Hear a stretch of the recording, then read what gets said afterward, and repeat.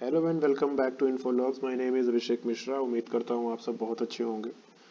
दोस्तों, बात करेंगे इस लेक्चर में 9/11 के पूरे बैकग्राउंड, डिटेल्ड हिस्ट्री और सऊदी अरेबिया का रोल एग्जैक्टली हुआ क्या था 9/11 को।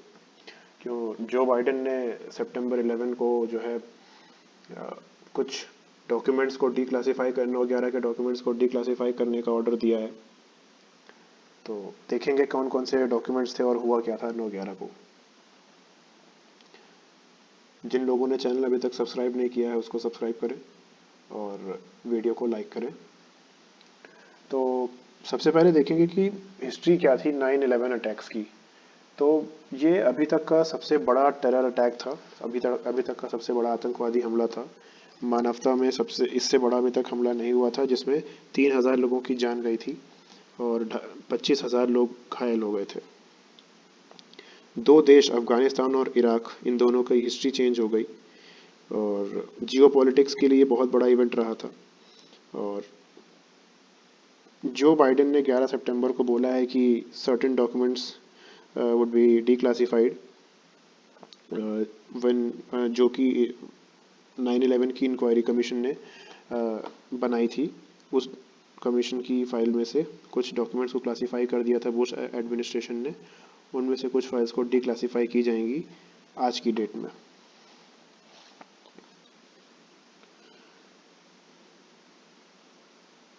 अब इस लेक्चर में हम लोग जानेंगे कि एक्चुअली 9/11 में हुआ क्या था, इसके बैकग्राउंड में, इसका बैकग्राउंड, सऊदी अरेबिया का रोल और लादेन्स की हिस्ट्री। लादेन्स मतलब ओसामा बिन लादेन की हिस्ट्री।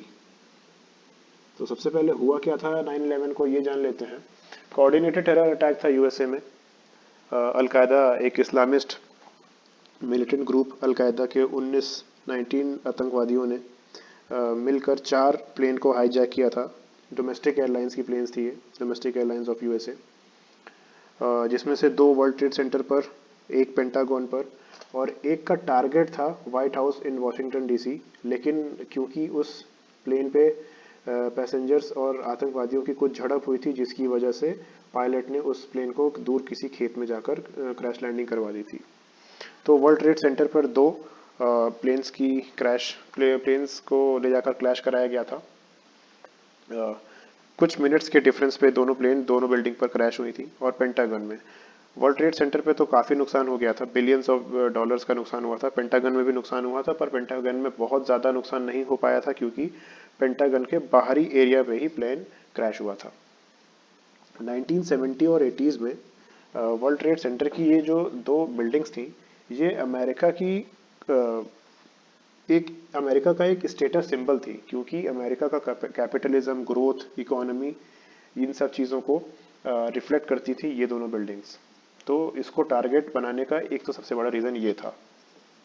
और दूसरा, व्हाइट हाउस का टारगेट, तो आप लोग टारगेट बनाने का रीज़न आप लोग जानते ही हैं। व्हाइट हाउस में अमेरिका के प्रेसिडेंट रहते हैं, सेनेटर्स होते हैं और बाकी सारे इंपॉर्टेंट लोग भी होते हैं व्हाइट हाउस में।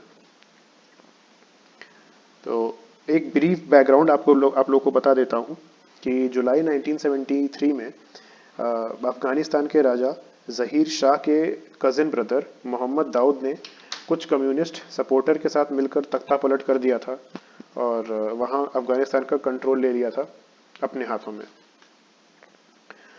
Many high profiles leaders fled away into Pakistan. और जो इस्लामिस्ट लीडर जो बचे हुए थे उनको भगा दिया जा रहा था अफगानिस्तान से, और कुछ तो खुद ही छोड़कर भाग गए थे पाकिस्तान। 1978 में अफगानिस्तान में सोशलिस्ट गवर्नमेंट आई, जिसने शरिया लॉ को अबॉलिश किया। शरिया लॉ एक strict interpretation of Islamic law है, जिसमें औरतों को काफ़ी सारे राइट्स नहीं दिए जाते, जेंडर इक्वालिटी नहीं होती है और बहुत हार्श इंटरप्रिटेशन भी होता है। तो 1978 में क्योंकि सोशलिस्ट गवर्नमेंट थी, तो इसलिए शरिया लॉ को अबॉलिश कर दिया गया था। फुल इक्वालिटी टू वुमेन दी जा रही थी, वुमेन एम्पावरमेंट पे भी स्ट्रेस दिया जा रहा था, वुमेन एजुकेशन पे काफ़ी स्ट्रेस था। और इस सारे प्रोजेक्ट की जो लीडर थी वो मिनिस्ट्री ऑफ एजुकेशन में जो मिनिस्टर थी वो खुद भी एक महिला थी, एक फीमेल थी। उनका नाम था Masooma Esmati Wardak. She was the first female member of the Afghan parliament who served as the minister of education. तो एक उसके बाद फिर 1980s में एक फेमिनिस्ट रेवोल्यूशनरी अनहिता रातिबजाद, ये अफगानिस्तान की वाइस प्रेसिडेंट रही थी, deputy head of state from 1980s to 86 in democratic Republic of Afghanistan. तो अफगानिस्तान में अमेरिका से पहले ऑलरेडी एक वाइस प्रेसिडेंट हेड रह चुकी थी। अमेरिका में इस टाइम अभी कमला हैरिस हैं, तो अमेरिका से पहले ऑलरेडी अफगानिस्तान में एक फीमेल लीडर रही हैं। और ये जो टाइम था 1980s 1990s, ये टाइम था कोल्ड वॉर का, जिसमें यूएस ब्रिटेन साथ में थे, यूएसएसआर एक साइड में था। तो अब यूएस और ब्रिटेन कैपिटलिज्म को सपोर्ट करते थे और यूएसएसआर कम्युनिज्म को, और यूएसएसआर काफ़ी हद तक सक्सेसफुल था अफगानिस्तान में कम्युनिज्म को फैलाने में। जो यूएस और ब्रिटेन को पसंद नहीं आ रहा था, जिसको कंट्रोल करने के लिए यूएस और ब्रिटेन ने मुजाहिदीन को फंड करना शुरू किया। मुजाहिदीन एक जिहादिस्ट मूवमेंट था जो शुरू हुआ भी यूएस और ब्रिटेन की वजह से ही, और इसको पूरा सपोर्ट था पाकिस्तान की आईएसआई का। यूएस और ब्रिटेन पूरा फंडिंग करते थे। फिर ये जो मुजाहिदीन थे funded by US Britain and ISI and supported by ISI, इन्होंने काफ़ी केओस कर दिया, काफ़ी अस्थिरता ला दी अफगानिस्तान में, और इसी अस्थिरता की वजह से 1979 में यूएसएसआर या सोवियत यूनियन ने इन्वेड कर दिया अफगानिस्तान, और सोवियत यूनियन अफगानिस्तान में आ गया पूरी तरह से। अब रोल ऑफ सऊदी अरेबिया, इसमें सऊदी अरेबिया का बहुत बड़ा हाथ था। सऊदी अरेबिया और पाकिस्तान, ये दो ऐसे देश हैं जिन्होंने इस्लाम को अपनी सेंट्रल आइडेंटिटी मान के रखी हुई है, आज भी रखी हुई है। इस्लाम को आज भी अपनी आइडेंटिटी ही मानते हैं। सऊदी अरेबिया में सिक्योरिटी के पर्पज से पाकिस्तान के ट्रूप्स को हायर किया जाता है था सऊदी अरेबिया। और ये बहुत कम लोग जानते हैं कि सऊदी अरेबिया की एयरफोर्स छिपकर पाकिस्तान को कवर दे रही थी 1971 के भारत पाकिस्तान के युद्ध में कराची पोर्ट पर। तो ये बहुत कम लोग जानते हैं। और उसके बाद सऊदी अरेबिया जो है एक काफ़ी रिलीजियस स्टेट रहा है, और कम्युनिज्म को अपने इस्लाम के खिलाफ मानता था और चाहता था कि कम्युनिज्म ना रहे, जबकि ऐसा नहीं था। कम्युनिज्म जो है एंटी रिलीजियस था, और एंटी रिलीजियस मतलब सेक्युलर था एक तरह से, और जेंडर इक्वालिटी को प्रमोट करता था, जेंडर इक्वालिटी को मानता था। उसके बाद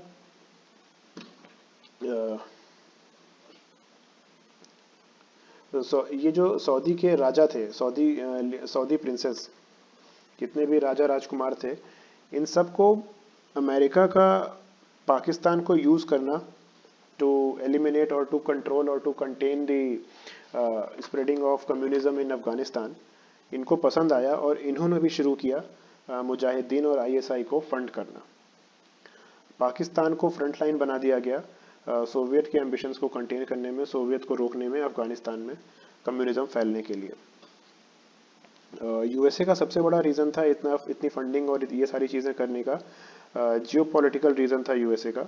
सोवियत को रोकना चाहता था यूएसए। और सऊदी अरेबिया का रीज़न पूरी तरह से रिलीजियस था, क्योंकि सऊदी अरेबिया कम्युनिज्म को अपने धर्म के खिलाफ मानता था। अब सऊदी अरेबिया की जीआईडी मतलब general intelligence department, Saudi Arabia की एक्सटर्नल स्पाई सर्विस एजेंसी थी, और 1980 के आसपास 1980 ऑनवर्ड्स जीआईडी ने जिहाद में एंटी सोवियत जिहाद में काफ़ी इन्वेस्ट करना शुरू कर दिया।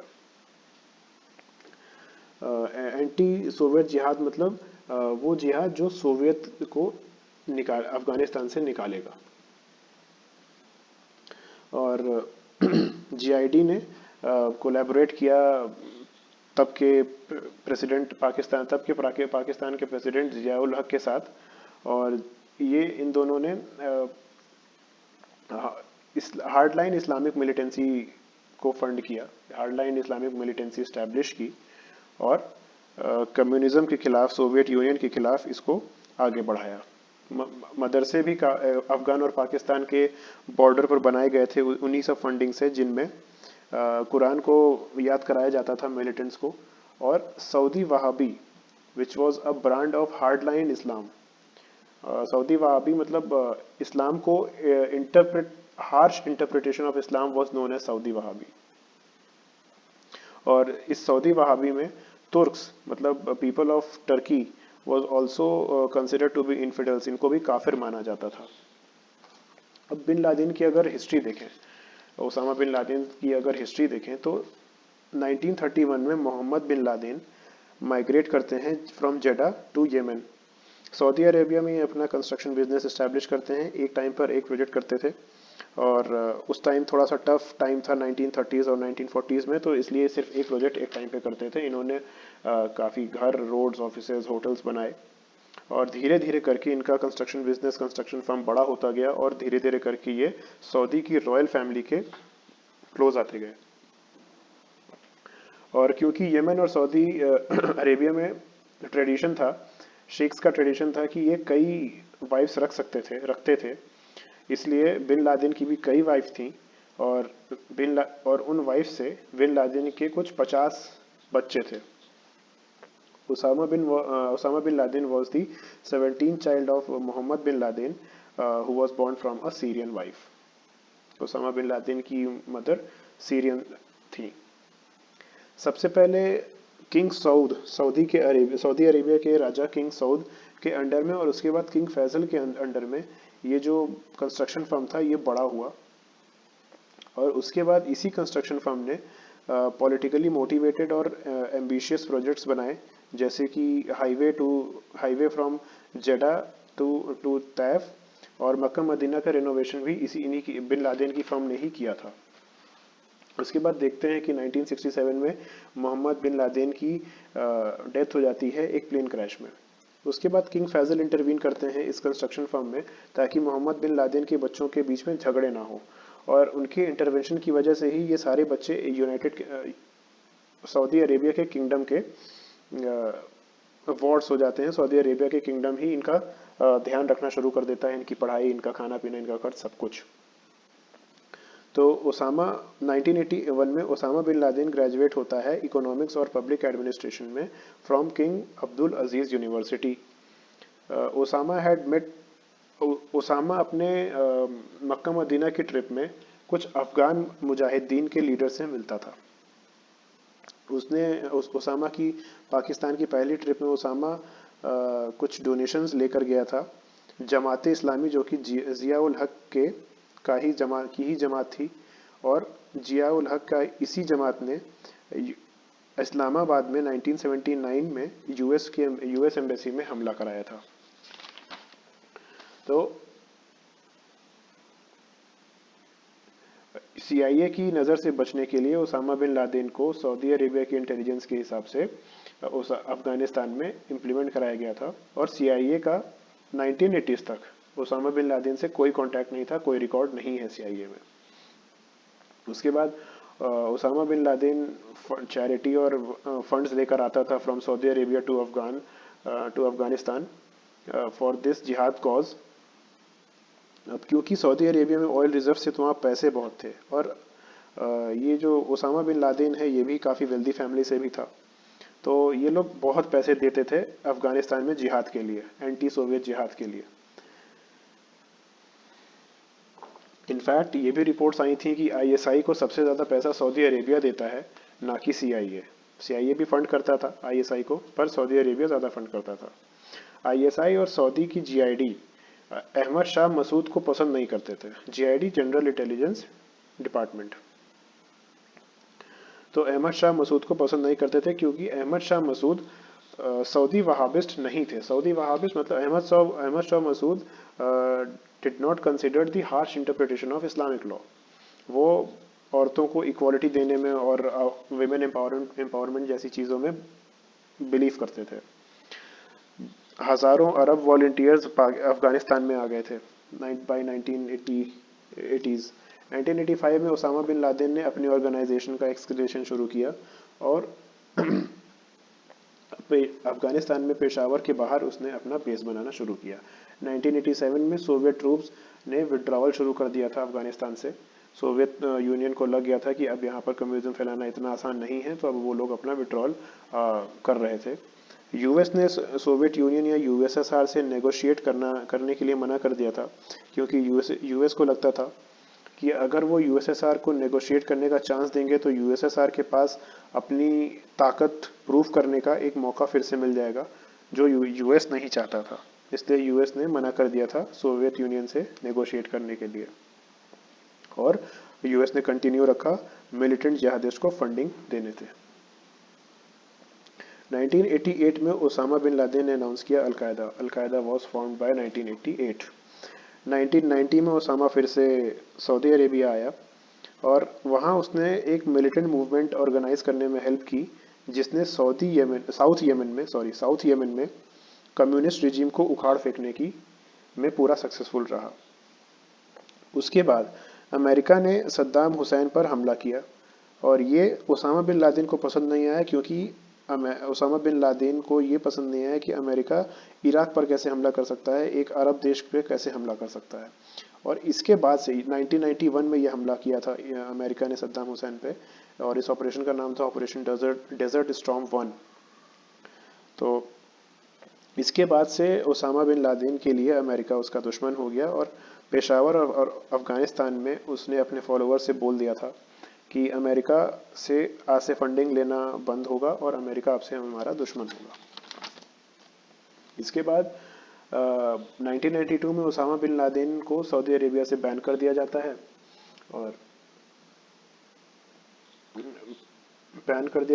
फिर उसके बाद जीआईडी की सऊदी अरेबिया में बैन इसलिए किया जाता है क्योंकि वो जीआईडी के डायरेक्शंस को मानने से मना कर देता है, और उसके बाद वो सूडान में चला जाता है। He goes to Sudan, he goes in exile in Sudan. और 1990s तक यूएसएसआर ने अपना पूरा विड्रॉल कर लिया था, और यूएसएसआर के विड्रॉल की वजह से अफगानिस्तान के कई हिस्सों में वॉर लॉर्ड्स पैदा हो गए थे। वॉर लॉर्ड्स अलग अलग एरियाज को रूल कर रहे थे। वॉर लॉर्ड्स एक तरह से गुंडे थे जो अलग अलग एरियाज पर कब्जे कर कर उस पर राज कर रहे थे। फिर 1994 में आता है तालिबान। तालिबान का पश्तो भाषा में मतलब होता है स्टूडेंट, और नॉर्थ पाकिस्तान में इमर्ज हुआ था, और इसके फाउंडर थे मुल्ला उमार और मुल्ला अब्दुल गानी बरादर। अब्दुल गानी बरादर तो अभी भी हैं। Taliban movement was first appeared in religious seminaries, which was primarily funded by Saudi Arabia for preaching hardline form of Sunni Islam. क्योंकि तालिबान को भी सऊदी अरेबिया ही फंड करता था, और सऊदी अरेबिया के फंड करने का रीज़न ये था कि तालिबान भी हार्ड लाइन ऑफ इस्लाम को फॉलो करता था, सुन्नी इस्लाम को फॉलो करता था। और इसी रीज़न की वजह से तालिबान ओसामा बिन लादेन के भी क्लोज रहा। और तालिबान ने पाकिस्तान और अफगानिस्तान के बॉर्डर एरियाज में ये प्रॉमिस कर दिया कि वो वहाँ पर पीस और सिक्योरिटी को इन्फोर्स करेंगे, और अगर वो पावर में आ गए तो 1996 में तालिबान पावर में आता है, काबुल को कैप्चर करता है, और 1998 तक 90% of Afghanistan was working under, और 90% of Afghanistan was under Taliban. और शरिया लॉ अफगानिस्तान में फिर से इम्पोज हुआ, और हालत काफ़ी बुरी हो गई थी उस टाइम अफगानिस्तान में।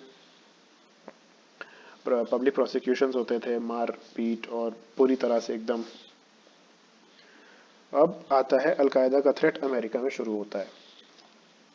तो 1996 में अमेरिका सूडान पर प्रेशर बनाता है कि अगर ओसामा बिन लादेन तुम्हारे पास है तो उसको बाहर निकालो, उसको छिपाओ मत, क्योंकि Osama bin Laden anti American ideology को प्रमोट कर रहा था। भाई दुश्मन हो गए थे कि अमेरिका ने इराक पर हमला कर दिया था। तो ओसामा बिन लादेन अफगानिस्तान में अपना नया बेस सेटअप करता है, और इसकी सिक्योरिटी की जिम्मेदारी होती है तालिबान की, मतलब तालिबान इसको शेल्टर कर रहा होता है। फरवरी 1998 में एक पाकिस्तानी इंटरव्यूअर ने ओसामा बिन लादेन का इंटरव्यू लिया था, और उस वीडियो में ओसामा बिन लादेन ने अमेरिका के खिलाफ फतवा जारी कर दिया था। फिर 1998 में ही जॉन ओ नील FBI की स्पेशल यूनिट I-49 के लीडर रहे, और I-49 काउंटर टेररिज्म से डील करता था। और जॉन ओ नील ने US गवर्नमेंट को वार्निंग दी थी फॉर द अटैक। और इन्हीं के साथ साथ एक और अली सोफान, जो कि जॉन ओनील को, जिन्होंने ज्वाइन किया था I-49 में, इन्होंने भी वार्न किया था अमेरिकन गवर्नमेंट को फॉर द अटैक। इन लोगों ने अलकायदा की काफ़ी एक्टिविटीज़ को ट्रैक किया था और इन्होंने पता लगाया था कि al Qaeda was funded by the Saudi princess, मतलब सऊदी के राजा इन्हें फंड करते थे। लेकिन CIA की एलेक्स स्टेशन, CIA की भी एक यूनिट थी एलेक्स स्टेशन, जो कि टेररिज्म में इन्वॉल्व थी, काउंटर टेररिज्म में। उन्होंने इन चार्जेस को सीधा ब्लॉक कर दिया, इन चार्जेस को सीधा डिसबिलीव कर दिया। और 7 अगस्त को एक ट्रक बॉम्ब एक्सप्लोजन होता है केनिया और तंजानिया के US एम्बेसीज में, जिसमें 200 लोगों से ज़्यादा की मौत हो जाती है, डेथ हो जाती है। इस हमले के बाद FBI के ऑफिसर्स अफ्रीका जाते हैं इसको इन्वेस्टिगेट करने के लिए। तो इसी टाइम पे CIA प्लान कर रहा होता है स्ट्राइक बैक, बदला लेने के लिए अलकायदा से थ्रू एयर स्ट्राइक्स। अब देखिए यहाँ पर FBI और CIA के बीच में टसल चल रही होती है। FBI को तो पता नहीं था कि CIA भी टेररिज्म में इन्वॉल्व है कहीं ना कहीं, पर CIA को अपनी बातें छिपानी थी। तो FBI चाहता था अरेस्ट करना उन लोगों को जिनका हाथ था US एम्बेसी की बॉम्बिंग के पीछे, पर CIA ने FBI के इस बात को डायरेक्टली मना कर दिया और CIA ने बोला कि हमें अरब गवर्नमेंट को बिना इन्वॉल्व किए सीधा एयर स्ट्राइक करना चाहिए on the training camps of al Qaeda.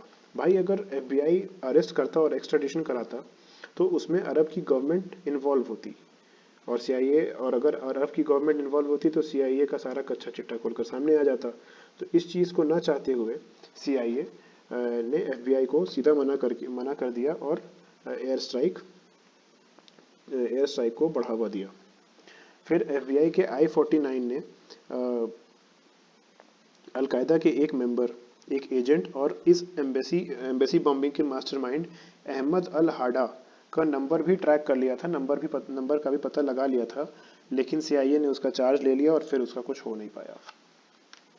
CIA के एलेक्स स्टेशन को अलकायदा की समिट कुआलालंपुर में होने वाली है, इस बात का भी पता था। मलेशिया में एक समिट होने वाली है जिसमें 9/11 के हमले के लिए बातें डिस्कस की जाएंगी और हाईजैकिंग प्लान को डिस्कस किया जाएगा, ये CIA को पता था।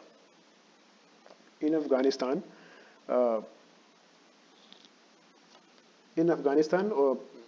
ओसामा बिन लादेन का जो डिप्यूटी था अल जवाहरी, उसने रिक्रूट किए थे Mohammed Atta was considered to be the leader of 9/11 attacks on US soil. तो US सॉइल में जो 9/11 के हमले हुए थे US टेरिटरी में, उसमें मोहम्मद अट्टा को लीडर बनाया गया था। Mohammed Atta was recruited by the deputy of Osama bin Laden al Zawahiri.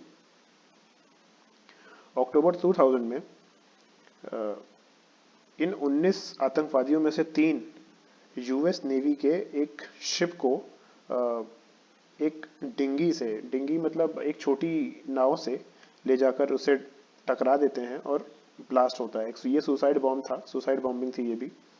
और फिर जॉन ओनील और अली सोफान जाते हैं यमन इसको इन्वेस्टिगेट करने के लिए और तौफीक बिन अताश को इम्प्लीकेट कर लेते हैं, जो कि मलेशिया की मीटिंग में, कुआलालंपुर में जो मीटिंग हुई थी, सबमिट हुई थी, उसमें भी प्रेजेंट था, उसका आर्किटेक्ट था। पर CIA ने फिर से मना कर दिया अताश की लास्ट नोन लोकेशन देने को FBI को। लास्ट नोन लोकेशन FBI को देने से मना कर दिया था CIA ने। फिर CIA ने कुछ और भी चीज़ें छुपाई थी, जैसे camera footage of 2 men al Qaeda hijackers who were Saudi nationals, Khalid Al Hanafi and Nawaz Al Hazmi coming to US soil. तो ये दोनों US में आ रहे हैं, इसका CIA को पहले से पता था। और देखिए अब ये इन 19 लोगों में से कुछ लोग अमेरिका की फ्लाइंग स्कूल में ट्रेनिंग ले रहे थे प्लेन को उड़ाने की। प्लेन उड़ाने की मतलब प्लेन को फ्लाई करने की, फ्लाइट को एरोप्लेन को फ्लाई करने की। लेकिन ये लोग सिर्फ फ्लाई करने की ट्रेनिंग ले रहे थे, उसको लैंड कराने की ट्रेनिंग नहीं ले रहे थे। जो कि थोड़ा सा एक एग्रावेटेड फैक्टर था कि ये लोग ऐसा क्यों कर रहे हैं। और इसके बाद ये पता चलते ही I-49 ने उन स्टूडेंट्स की लिस्ट मांगी जो लोग जिनके लिए ऐसे एग्रावेटेड फैक्टर्स जो थे जिनके खिलाफ। पर यूएस CIA ने फिर से इन सब बातों को दबाने की कोशिश की और CIA ने इस बात को भी दबा दिया कि उनके पास उन दो लोगों की फाइल थी, खालिद अल हनाफी और नवाज अल हाजमी, जो कि सऊदी अरेबिया से बिलोंग करते थे और यूएस आ गए थे। इनकी फाइल CIA के पास थी, पर CIA ने ये FBI को मुहैया नहीं कराई। अब क्योंकि पॉलिटिकल प्रेशर इतना ज़्यादा हो गया था तब तक कि जॉन ओनील को FBI की नौकरी छोड़नी पड़ी और FBI की नौकरी छोड़ने के बाद उन्होंने as a security officer World Trade Center पे शुरू की। और जैसे ही उन्होंने अपनी जॉब वर्ल्ड ट्रेड सेंटर की एज अ सिक्योरिटी ऑफिसर शुरू की, सितंबर 11, 2000 को वर्ल्ड ट्रेड सेंटर पर हमला होता है। तो ये हमला तो हो गया। अब 9/11 commission report, inquiry commission report जो आई थी, उसमें ये पता लगा था कि 15 आउट ऑफ 19 टेररिस्ट, उसमें से 15 टेररिस्ट तो सऊदी नेशनल्स थे, सऊदी अरब से के हाईजैकर्स थे। तो क्योंकि उनके पास से सऊदी अरब का पासपोर्ट भी मिला था। और बुश एडमिनिस्ट्रेशन ने बहुत कोशिश की इन सारी बातों को छिपाने की। और अब जब ये प्रेसिडेंट जो बाइडेन ने ऑर्डर किया है डिक्लासिफिकेशन के लिए कुछ फाइल्स का, तो काफ़ी चीज़ें सामने आएंगी और ये सारी चीज़ें जो मैं आपको बता रहा हूँ, ये सारी चीज़ें तो पब्लिक डोमेन में भी हैं और यही सारी चीज़ें सामने आएंगी और अब इसकी आधिकारिक पुष्टि हो जाएगी। BBC, इंटरनेशनल, न्यूयॉर्क टाइम्स, इन सब जगह पर ये सारी रिपोर्ट्स हैं जो मैंने आपको अभी बताई। आप चाहें तो पढ़ सकते हैं। लेक्चर थोड़ा लंबा हो गया है। वीडियो पसंद आया हो तो लाइक करें, शेयर करें और चैनल को सब्सक्राइब करें। Thank you so much.